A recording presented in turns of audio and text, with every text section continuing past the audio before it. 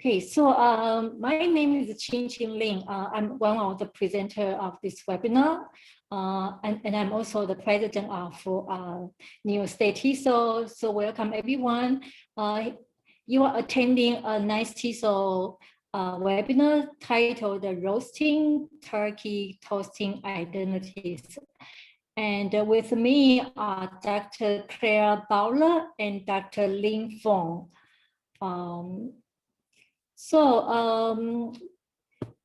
We are glad that you are able to join us amid your busy schedule. We know that this is a holiday season, and around the world there are so many holiday celebrations. So we appreciate you taking your time to attend this webinar. We want to make this very informal, but also festive. So we will be talking about holiday, family, memory, futures, but also talk about teaching and learning, because that's who we are as a teacher. You know, it's our way of living. So while we are waiting for more people to join, I would like to invite you to share with us who you are and where you are from. So if you can type in the chat and tell us where you are from, that would be wonderful.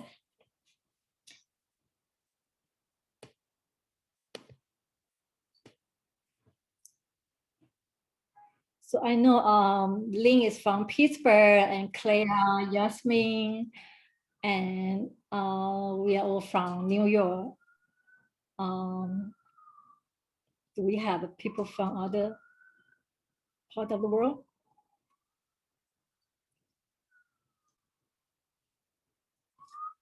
Okay, so as we continue to wait for people. Oh, yes, Carola from Mexico. And right now she's living in Vienna. Welcome. Okay.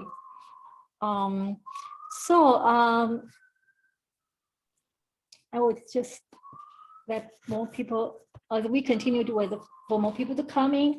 So this webinar is part of our webinar series, Community Asset Mapping. So as the title suggests, our goal is to develop a fuller understanding of asset-based approaches to personal growth and community building, and to explore methods and practical approaches to map community assets and to assess community strength, and also to discuss approaches and methods to build community assets. So we hope that you will develop some idea for your own classroom through this webinar. We have a different specialty and expertise, and we hope some of you can translate this idea or implement a similar activity in your own classroom context, and also consider presenting with nice TESOL. Okay, so we will be talking about identity a lot today. Mostly we are going to focus on how we use identity talk to engage student learning. We will be using cooking as a context to talk about identity as a way to develop personal growth and community engagement. So these are our belief. We believe that our identity is an asset, not a deficit. And everyone can use their identities to create growth and empowerment at all levels. And we need to intentionally look for our assets and strengths and use them for our own personal growth and betterment. Because our identity is always intersectional and complex and multifaceted. So many social forces shape our identities. So our perspective has to be social culture.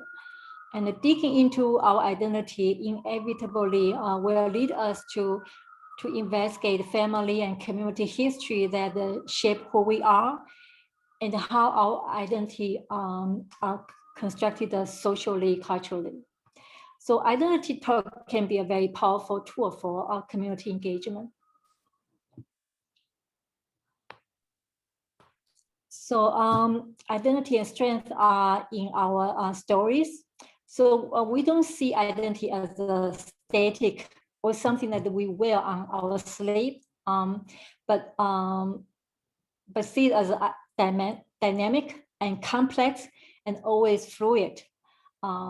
It is a journey, you know. So through storytelling, we, as a teacher, we hope to engage students exploring their identity as a lived experience and discover their family and community assets. And we also want to use this activity to create a sense of community in the classroom and inspire students to engage in purposeful talking and learning, and motivate and invite students to talk about their culture and create a trace language space in the classroom together. So we know many teachers usually start their class by sharing their life or some aspect of their life with their student. And we think that's a very good strategy. You know, by sharing our life with student, we show our vulnerability, our humanity, and we actually create a inclusive space for students. Because that's a very powerful inviting gesture to welcome your student into the community of learning as an equal partner and support them navigating the intersection of culture, identity, and communities. So the method we use today is very simple. You know, we're going to start with ourselves, talking about our identity, and then expand our dialogue with you. We will use a lot of picture to organize and create our talk. Then three of us, we will take stock of what similarity and differences emerge from our respective presentation and invite all of you to join us. So without further ado, I'm going to introduce invite our first speaker, Clara, Dr. Clara Bauler. Clara. Hello, everyone. So I apologize. Can you see me and hear me well? Yes, I'm not at home because as Ching-Ching was saying, our identities are intersectional, and today my kids are after school and I have to drop them off, and here I am waiting for them. So that's what I'm doing today. So I apologize if there is any background noise but I'm really happy to be here doing this with Ching-Ching and Linh, who are very special to me, and this group of nice tea soul that Ching-Ching is leading for all of the initiatives. So I'm super happy to be here. Okay, so let's get started. I had to think very, very closely, very, very carefully, sorry, about Thanksgiving because it's something that I didn't grow up with. Um, and I have a little bit of a conflicted um, relationship with Thanksgiving, but I think that my kids will grow up with Thanksgiving, and that's what I was aiming for with this presentation.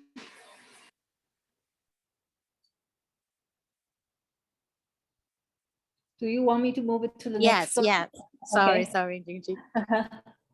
I'll tell you next time. So this is the Hannah, my daughter, and both my kids are in a school called Harlem Hebrew Charter School, and we live in Harlem. And this school is very special because they want to unite the Harlem and Hebrew speaking communities, and it's diverse by design, and we chose this school carefully because and purposefully because we didn't have a really good experience in traditional mainstream public school in New York because we felt like our kids were really losing themselves there. to become assimilated. So my kids didn't want to speak Portuguese at home anymore, and there were so many other things that were happening at the cost of our identities as a family. So it's something that I want to talk a little bit today about what we have to lose, and what we gain, right, in the process of living in a diaspora, right? So this is my daughter did this exercise in her classroom, and she's in kindergarten. And I asked her very jokingly, I said, you wrote mom and dad, you said that you were thankful for mom and dad, and you never call me mom, and you never call your father dad. You call us mama and papa, and you call your grandmother vovó. And she was like, oh yes, yes, I had to do this. And then she started thinking about that, because it's true that I think it was the first time that she had to refer to us from her own personal perspective in English. So that made me think a lot about assimilation and how Thanksgiving can be a place of unity, right? That a lot of my friends say, oh, Thanksgiving is not religious. Thanksgiving is great. It's my favorite holiday. But it also has this aspect of getting into American culture, right? And what does being American mean? So what do you lose in the process, and how as a parents we have to keep resisting, right? So then it made me think about this exercise. So if she could really write how she refers to us and how what she's thankful for, she would definitely have written this in Portuguese, for example. So yes, you can pass it, Ching-Ching.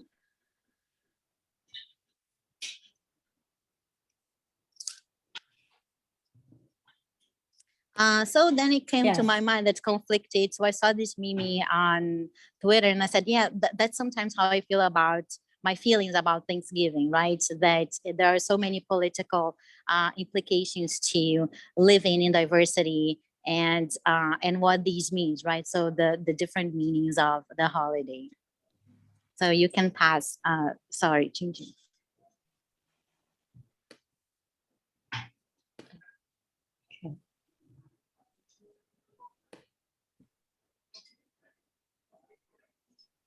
So what do we do then? So if we don't celebrate, so we don't even have a dinner or anything on this day. So we really enjoy, and that's what I think. Thank you so much, Yasmin. So so we do like things that we do here. We try to enjoy being here and being with other people, right? So these are some of the things that we did during this holiday. So enjoying fall, that's something new to me and something that they love. So the different colors, right? So if you grow up in a tropical weather like me, this is something very different for us. And going to the museum that they love, something that we enjoy doing in New York. And we went ice skating for the first time. So this is also part of becoming assimilated, right? But in a different way. I feel that this is more of a choice. So I'm always conflicted of what am I choosing? What are we choosing? What are we losing? I'm always asking that as a multilingual parent, right? Conscious of these issues. So you can pass it, Ching-Ching. And then comes about what are we. So I myself, I come from a already mixed family in Brazil. So my mom is Jewish and my dad is Catholic. So what does that mean? That means that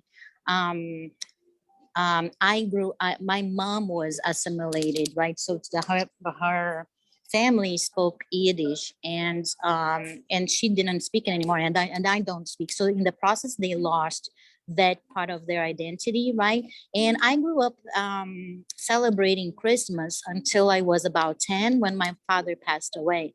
So then my mother, then we started becoming more closer to my mother's family, who were Jewish, but were like secular Jews and also assimilated. So it was something that I didn't grow up with Judaism, and that was something that I knew I was, because it was something that was always used um, um, tacitly sometimes against me in Brazil, because Brazil is a very Catholic country. So for example, I was always targeted at school as she's not baptized, or there were issues like that. So, which is something that I feel that for the Jewish communities here in the U.S., sometimes they don't realize that Judaism has different manifestations in different countries. We have different colors, right? Skin colors and things like that. So then I wrote here. So what are we? So then we are from Brazil. So you can see here in this picture that my son, we make coffee every day, and that's something that they love making for us. So we make it the traditional Brazilian way. So you see it here, which is a dripping method. They play capoeira. We say play capoeira, jogar capoeira. And that's when they have like a kind of community to speak Portuguese with. And this is a very traditional sweet that we eat when we go to Brazil, that we eat with cafezinho, which is coffee. So that's something that is very dear to us. You can pass, Ching-Ching.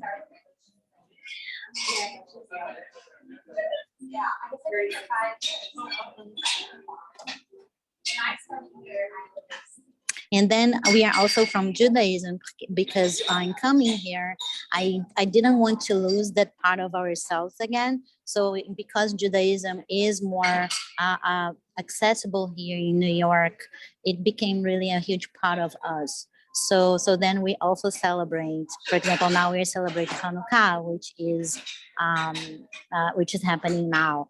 And we made latkes, and it's something new to us. So we're making latkes. This I used a food processor for the first time, because I'll make everything by hand.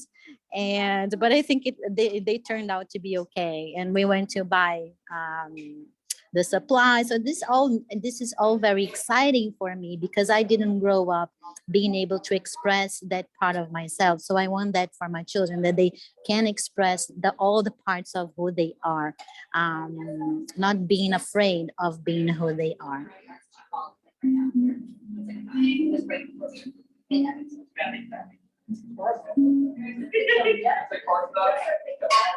And I put this is cooking is a huge part of our everyday life. So here my son is making pão de queijo.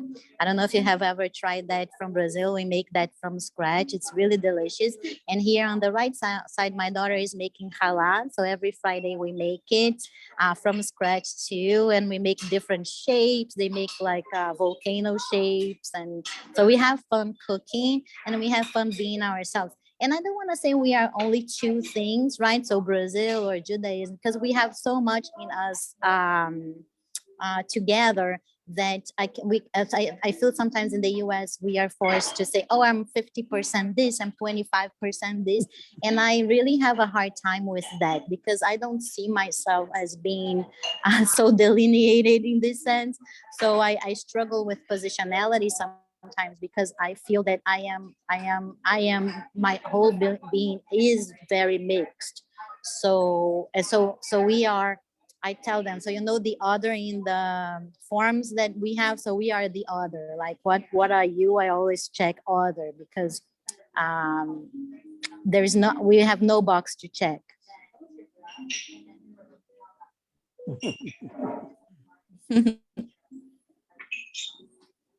And then finally, I wanted to put some foods here that we miss, that we are used to eating in Brazil, which is like rice and beans and farofa. I don't know if you have ever tried that. This is like kind of kale that we eat. Pastel, which is a savory kind of snack. And we also have moqueca, which is kind of fish with coconut milk, and it's all very delicious, but it's very hard to find here. All of these things are very hard to find, so we almost never eat those things. So when we celebrate something, we usually eat these things, but yeah, me too, Yasmin. I find them so limiting too. Yeah, it's something that I hope that this presentation, this sharing, it's not even a presentation, this sharing makes us think together with me about how difficult it is for us sometimes to define ourselves, because we are so much more than those boxes, right?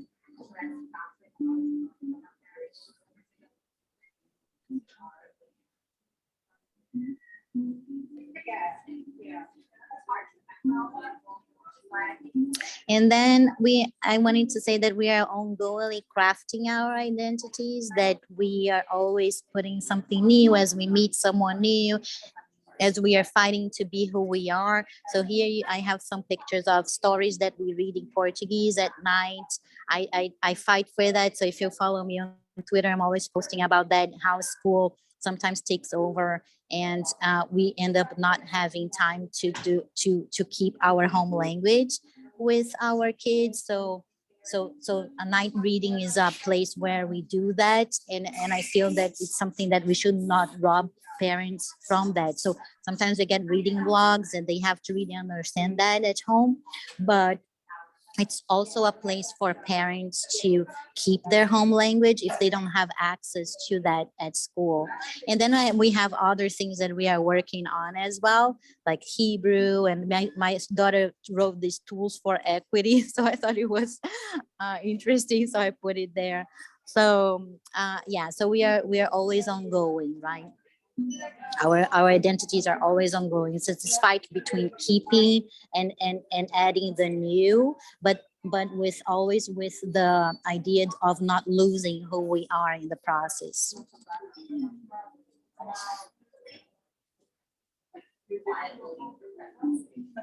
And here, like these are friends that my kids are their best friends from school, and their mom is from Cuba, and they speak Spanish at home, and they are all learning Hebrew at school. So we always talk about that, like how do we keep our home languages, right? Because they don't have access to their home language at school. So this is something that I felt that they are all together. And I told her, I asked her, can I show out the pictures? Said, yeah, fight for immigrants' rights. And I feel that we are always fighting for immigrants' rights together too.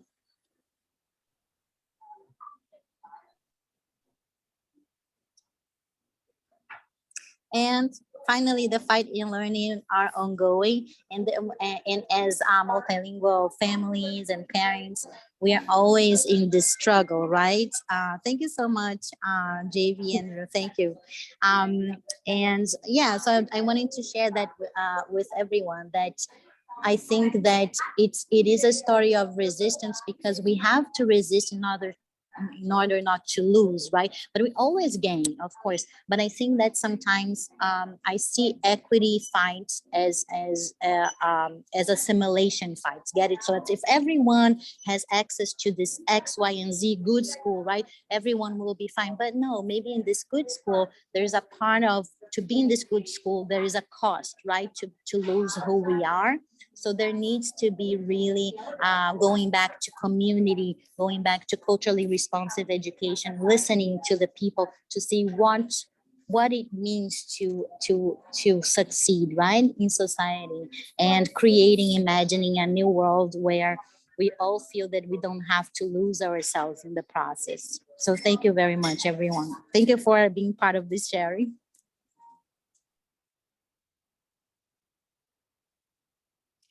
Thank you, Clara. And I'm so inspired by her presence in the social media. And she really put the Twitter into good use, to fight and challenge monolingualism and other deficit thinking.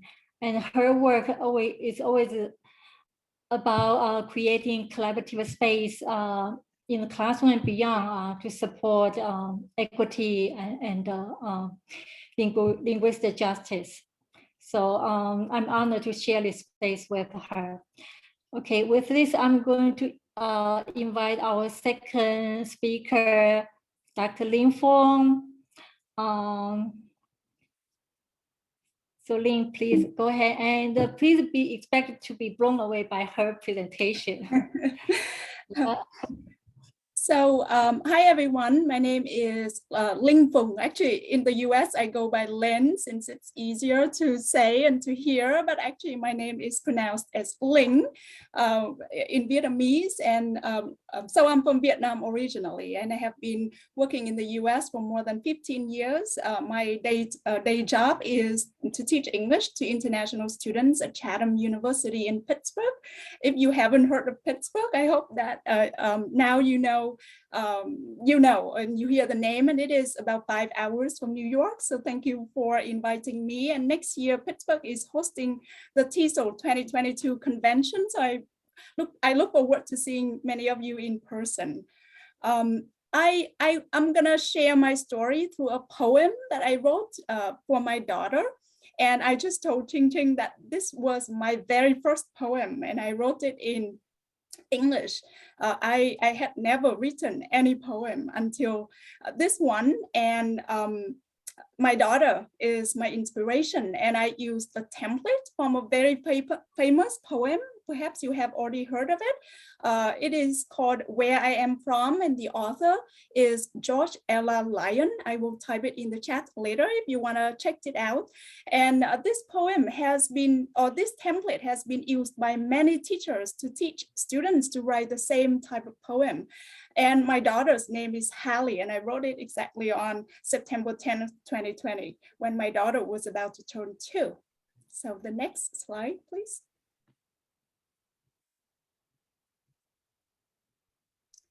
I am from oil lanterns, from straw fans and stick fires.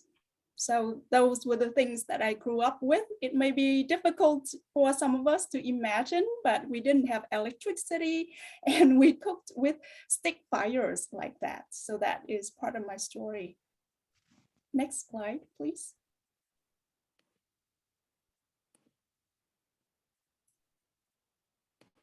I am from the house on the edge of the village, bare, lonely. It feels separated from the rest. My house is, yes, on the edge of the village, overlooking a field of rice, a rice field. But it felt like it was so far from the rest of the village because a little bit separated.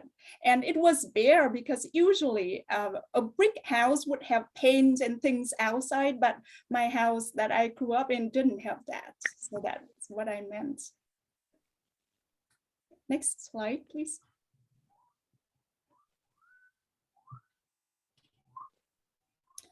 I am from the longan tree and jasmine flowers whose sweetness and fragrance I miss. So these are the foods and the flowers from Vietnam that I miss. Next slide.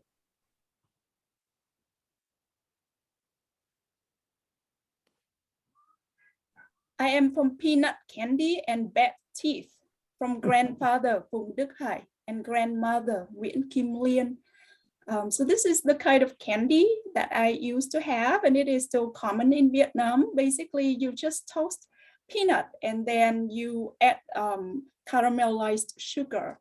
And actually, this is one kind of food that that is more appreciated in the US. Whenever I go back to Vietnam, I often buy gifts like food from Vietnam and bring. And at least this is something that people are willing to try. People are not willing to try everything that I share from Vietnam, but this is familiar enough. Next slide. From education is the only way forward, and family is everything. From smile and don't frown so much. These are the phrases or sentences that I often heard when I grew up. So I come from a very poor countryside in Vietnam in the growing up in the 80s. And it was a time of really isolation and scarcity in Vietnam because of the embargo and sanction against Vietnam at that time. So I was often told that education is the only way forward for me. I have to study, study, and study. But also family is important. And for some reason, when I was small, I was a very serious girl. And so I was often told to smile and also don't frown so much. Those are the things that I was told when I grew up. But also because I had bad teeth and I was really self-conscious and I didn't smile so much. Next slide. From depths, love is as high as the highest mountain. Mom's compassion is as lasting as water from the source. From Vietnamese folklore in my childhood and fancy English songs in my adolescence. So I want to comment a little bit about how English was fancy right? I actually, when I was, maybe I'll tell this story in the next slide. I learned English in middle school, and learning English was a privilege at that time, and it was really fancy. So the things that we got to learn, the things that we got to listen to were really different from the things that students who didn't learn English studied. So fancy English songs, that's what I meant. Coming to the US, it is a little bit different. So I came from a position of privilege in a way. I was an English learner, I excelled in English, and I came here and suddenly things changed, and then suddenly I became just an ESL teacher, right? Next slide. I am from the Phung family, from Lục Nam and Lục Ngạn, from steamed rice and green tea served to guests daily, from 4 years of your grandpa's absence and grandma's wedding, and 7 years of living away from them both, for a better education, for a brighter future, for what brought me here. So rice is what we eat in Vietnam every day, and I don't eat it every day these days, but it's still my comfort food. I need to eat it maybe at least twice a week. And in comparison with my husband, who grew up here, peanut butter and jelly sandwich is his comfort food. So steamed rice and instant noodle are my comfort food. And green tea is something that Vietnamese people eat every day as well. And whenever you have visitors in the house, you would serve green tea. But when I came to the US, I switched to coffee, and now I just drink coffee. So part of me has changed, but part of me has stayed the same as well. And then I want to share this piece of the story as well, that my father went to study in Russia when I finished grade 1. At that time, I mean, Vietnam and Russia had really special relationships, right? He went there to study, and so that was 4 years of my father's absence. And then when my father came back after I finished grade 5, because of the collapse of the Soviet Union, he never managed to finish his degree there. My parents decided to send me to live with my aunt in a city about just kind of like 30 miles away, so that I could have a better education. So that was kind of part of my story.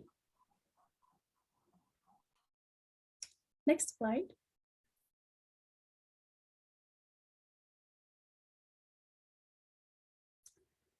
On our fridge is a collage of pictures of your grandparents, cousins, and relatives I want you to connect with after each Facebook time, visit, and celebrated milestone.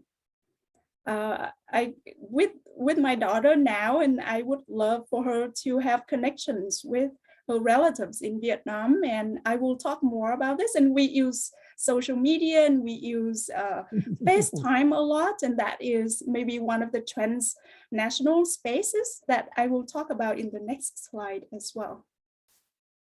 Those are my parents when they visited us when I first had my baby. Next slide.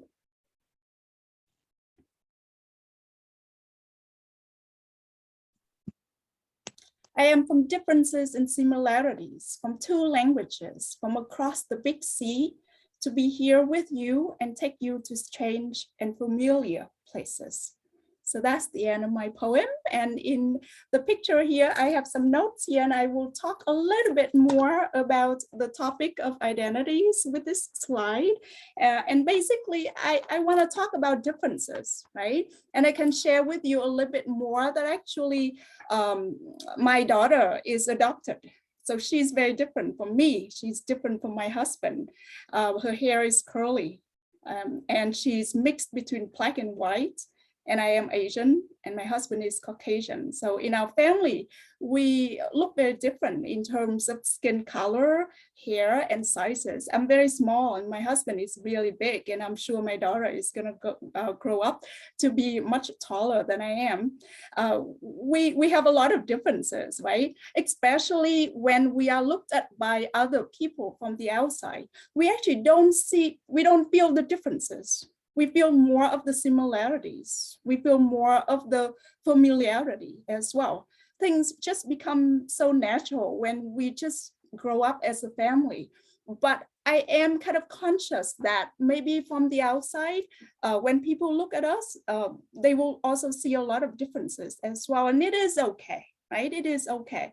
And recently, my daughter also interestingly started to ask me a question. She asked, "Are you black? Are you white?" And I don't know why she asked me that. And I want to come back to what Clara just said about filling boxes, right? I'm okay with the differences. I'm okay with all the labels that we need, because we need the words to describe who we are. We need the words to discuss the different topics intellectually and academically.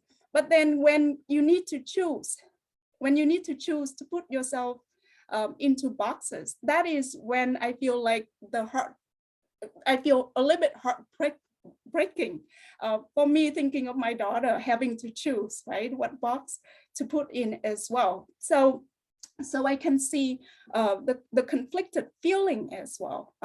And that's what I also want to comment on. In terms of two languages, I speak Vietnamese and also English, and I want to raise my daughter in both languages, and it's not easy. She goes to the daycare 5 days a week, right? She learns in English, and she has much more exposure to English. So a few things that I do with her is I speak English and Vietnamese at home with her, and honestly, I cannot maintain just Vietnamese because my husband doesn't speak Vietnamese.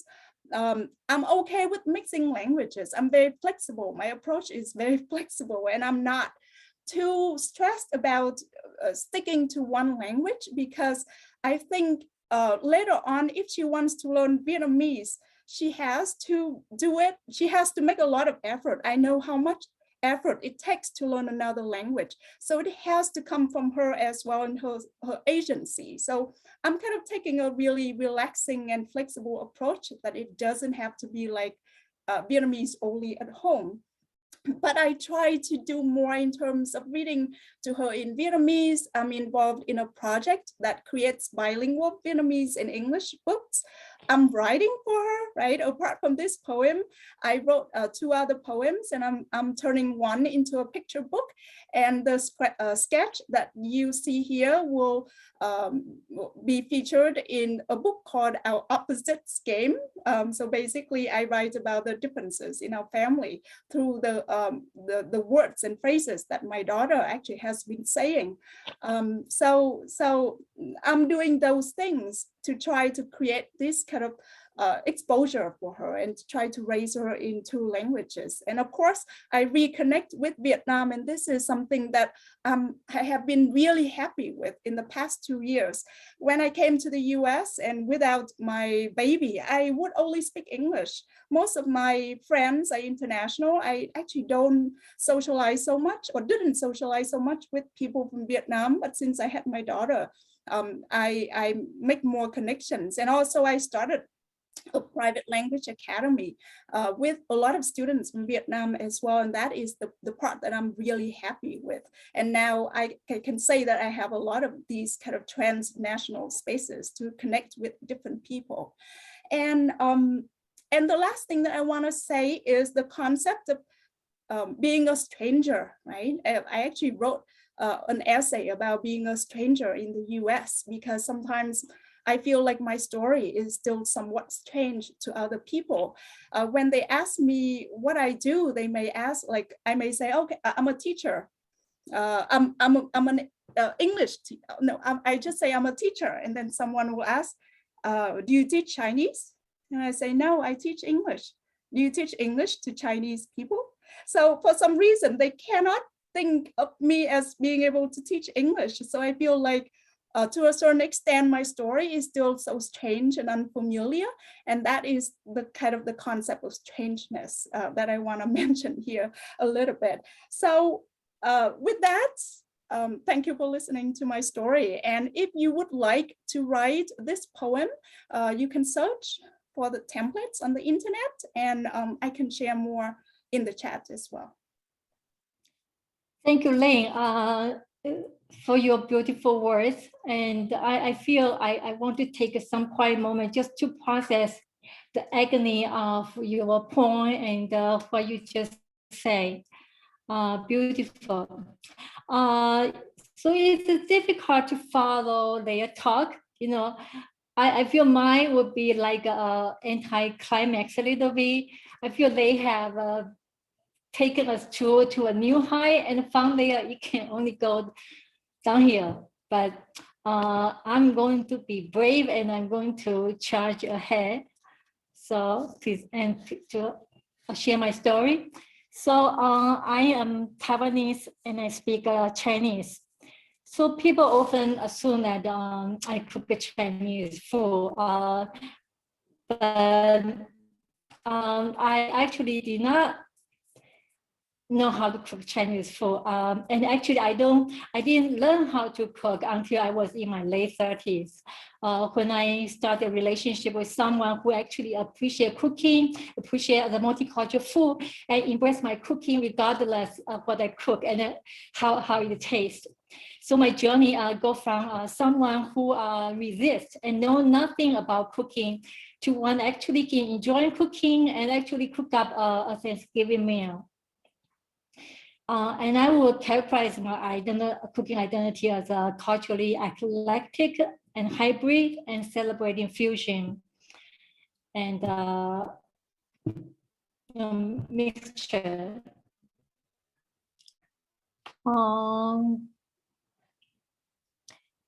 So this book, I'm going to talk about this book. So my relationship with my mom shaped my cooking identity. So growing up, I'm always thinking about cooking as a trap for women. And my mother, of course, want me to learn about cooking as the saying goes, you know, to control a man, you have to control his stomach. We have a similar saying in Chinese too. So this is a book that my mom gave me when I came to the United States to study. It is still in my kitchen shelf. So throughout the year, I move a lot. I move many times and threw away a lot of books. But this one stay with me.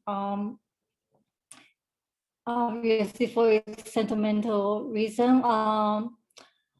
But the irony is I have not cooked any dish from it. Mostly for practical reason, because most of Chinese food are very labor intensive, involve a lot of chopping and mixing different ingredients and a lot of cleaning afterwards. So far I haven't tried out any recipe from this book. So probably like many of you, and I went through a period of feminism, feminist faith. So where I adopted a kind of simple-minded version of feminism, where I think cooking basically is type of social control for women to keep them in the kitchen. And so growing up, I'm always resisting going to the kitchen, helping out my parents. I will always ask my mom, why don't you ask my brother to do it?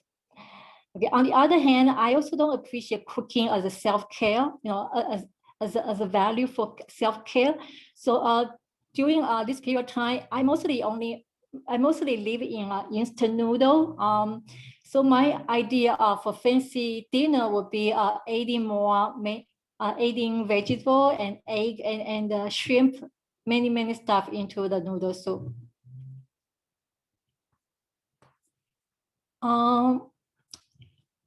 It changed when I start to learn on a checkbook, when I start, you know, make my own living, and being single at that time, I actually enjoy the multicultural life of New York City. And I think this is not the kind of irony, you know, because of the financial independence also bring me to the point that I appreciate the diversity even more. And New York is the capital of the diversity. So Around 15 years ago, I met my domestic partner. He's a Jewish, and he grew up in a family where for them Saturday is a Chinese food night. They will go to Chinese store together as family. They have wonton soup, they have egg roll, barbecue spare rib, General Chow chicken, and they always end up with ice cream in a shallow dish and with a tiny umbrella on it. So he kind of experienced a culture shock when I took him to Taiwan in 2008. I took him to the traditional market. So in one of picture, you see they have a lot, they sell a lot of intestines, and the fish, we always eat the whole fish. We don't discard any part of the fish. Even fish head we use for making broth. So every part we utilize it. But this is his far away from his idea of Chinese food. But over years, through each other, we made people that normally are not in our circle. So we grow, and as we grow, our circle expanded, and we enjoy different kind of food with friends. So through food and interacting with other people, we develop empathy with other cultures and insight into our own. So as we continue to live our life, I now cook to entertain, to network, to nurture, but also to reconnect with my mom by constantly seeking cooking advice from her. So this Thanksgiving, I asked my mom how to cook something called fried shrimp bowl. And that's a dish I remember she used to cook when I was little during the holiday. And of course, I know how to find this recipe on the internet, but I still ask my mom because I know she's very proud of her being able to use the internet at her age. So I cook this recipe this Thanksgiving that she recommended, and here my partner make believe that he enjoyed it. Okay, so this is the end of my presentation. So now I want to invite you to think about the similarity and the differences that you see in our stories. As Linh said, we all have different identities and different cooking identity as well. We live in different communities, but we also share a lot of similarities among us.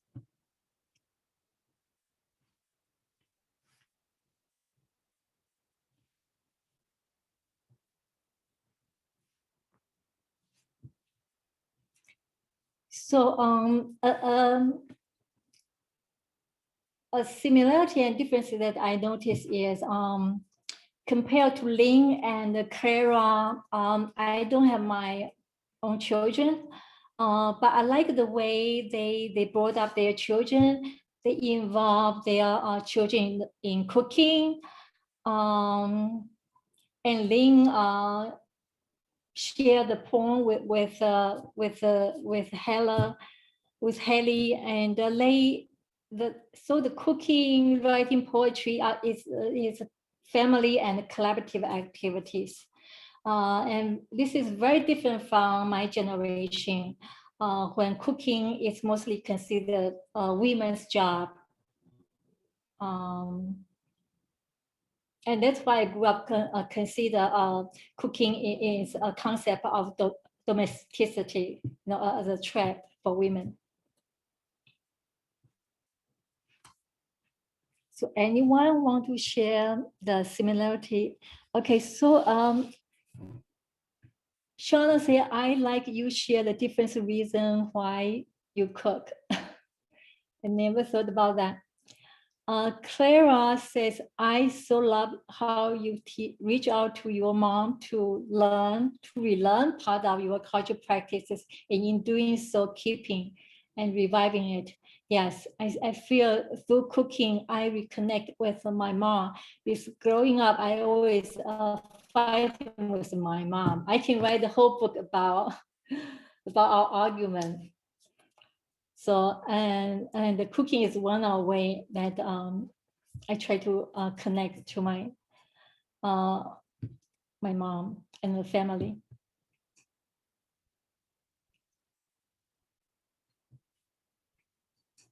So maybe we can move on to the next one. Of course, as a teacher, we want to think about how we can use this activity in the classroom and what are the classroom implication about this activity. And Shauna yesterday did a wonderful presentation about using New York State Seal of Biliteracy program to promote multilingualism. And if you want her PowerPoint, I can share with you. Just email me. That I will later on, I will put my email in the chat. So one thing that we explore in yesterday's webinar is what are the resources and that we can create to promote multilingualism. And she shared a lot of resources, classroom resources from our website, and also from her own personal resources. So I feel this kind of activity can adapt for that purpose, because one of the criteria for earning for seal of biliteracy is to create a culminating classroom project that where you utilize different aspects of a target language. And I feel this activity can integrate a lot of language skills.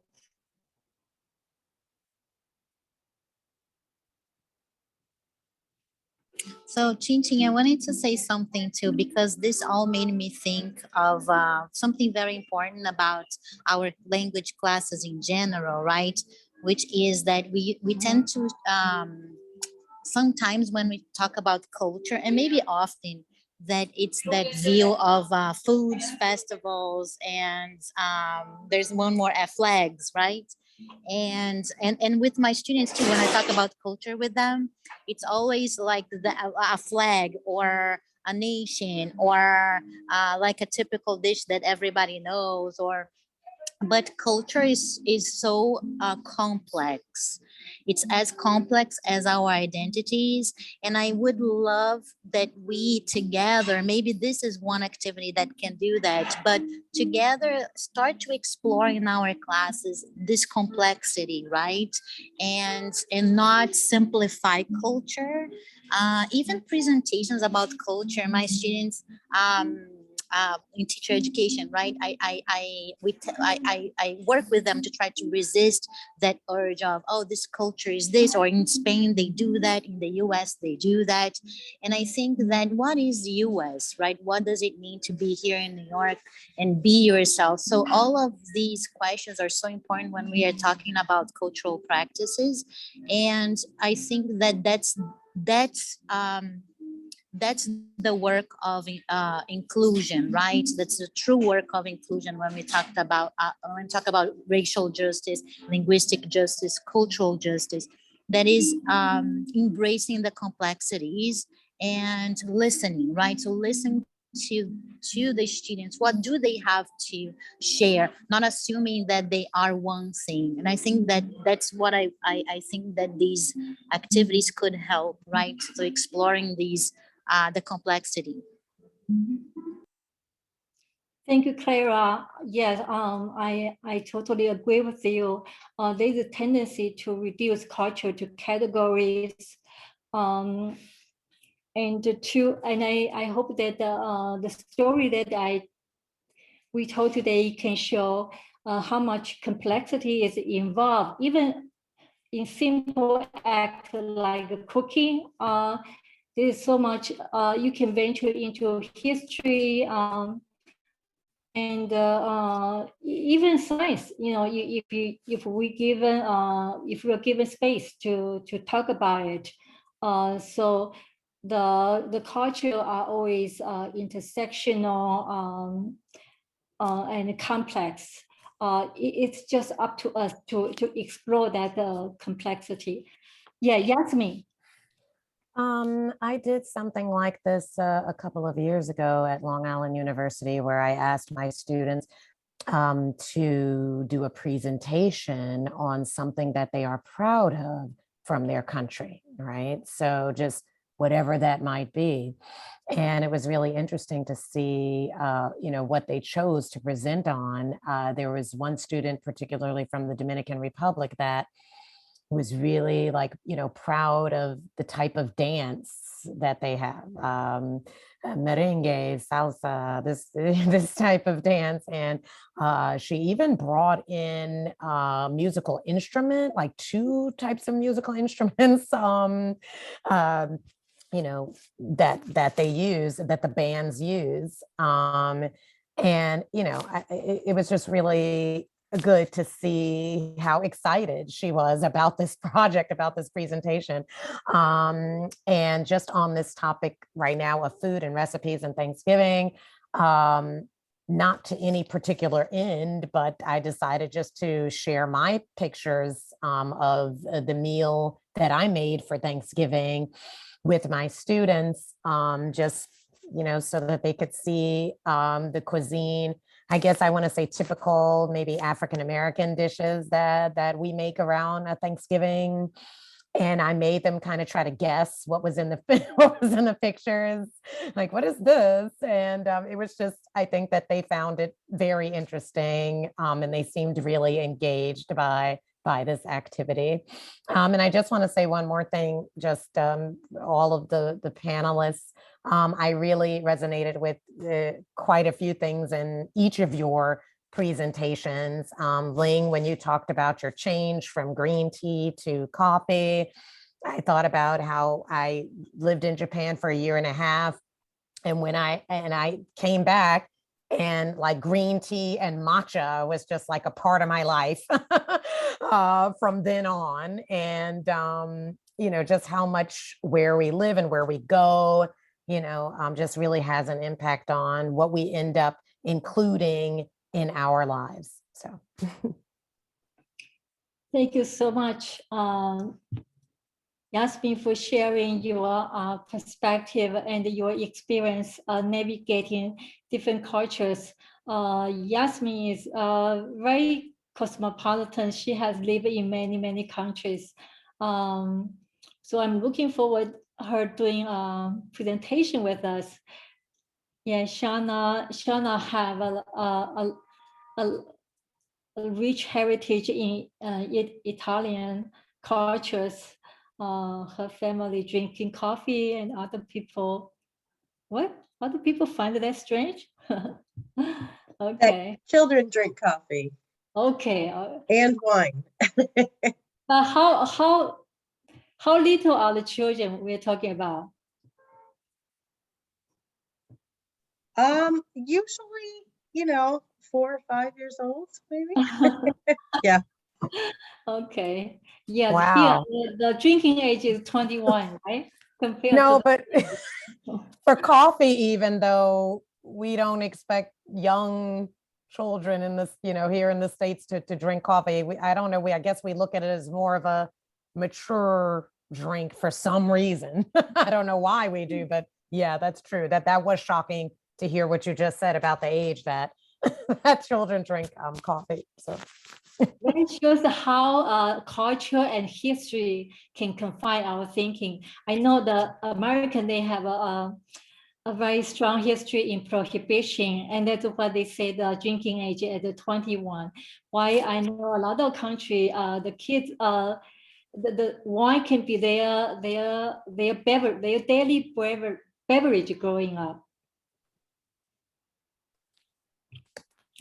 Okay, thank you so much. It's now 5:30, so we're going to end today's program. Thank you so much for joining us. I'm going to type my email. Thank you so much. I'll type my email there as well. there's a lot to talk about for sure. Thank you. Thank you so much, and stay safe and have a wonderful upcoming holidays. And see you next time. Bye, everyone. Bye-bye. Thank you. all. Thank you all for sharing. Thank you so much, too.